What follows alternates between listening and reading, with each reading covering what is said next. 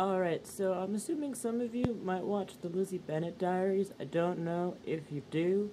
For those of you who don't, it's a YouTube series that is a modernization of Pride and Prejudice, kind of like a vlog from Lizzie's point of view. Great, yeah, that's just the basis. So today, there was an episode, there's been a long time thing is that you haven't seen Darcy at all, like ever, until today when you saw everything but his face.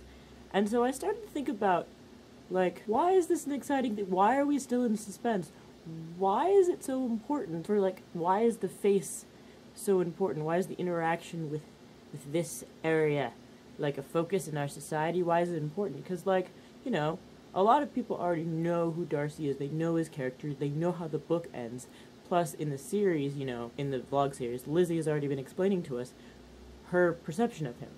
And so we have an idea of who this person is, and yet we don't feel like we know them until we see their face. And I feel like this applies to other things as well. For instance, because I feel forever alone, and because my friend suggested it, I joined a dating website. However, and there's pictures and stuff, but like when I'm talking to a person, you know, chatting with them, it's like, I don't feel like I know you until I have, like, seen your moving face. Second example, last year, I got a missed text from a guy, and we proceeded to talk anyway. Yes, because that's a safe thing to do anyway.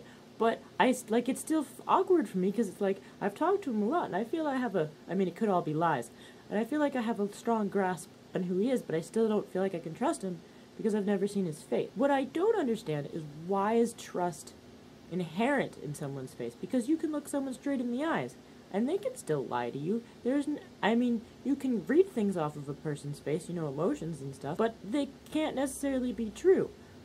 So why is it so important to us to look at someone's face? Why is the face a center of life when you could easily learn everything you need to know about a person from their voice, or if they write something?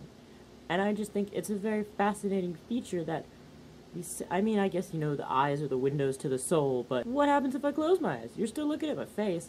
So, I don't know. That's true, yeah, even if we had seen up to, like, this much of Darcy, we still wouldn't consider that we know him, because we haven't seen his eyes. That's the focus. It's people's eyes. Probably why that phrase exists. If you haven't noticed, I'm coming up with my opinions on this on the spot as I'm talking to you. Eyes are the windows to the soul. I guess maybe it applies that you feel more trustworthy if you can look at someone.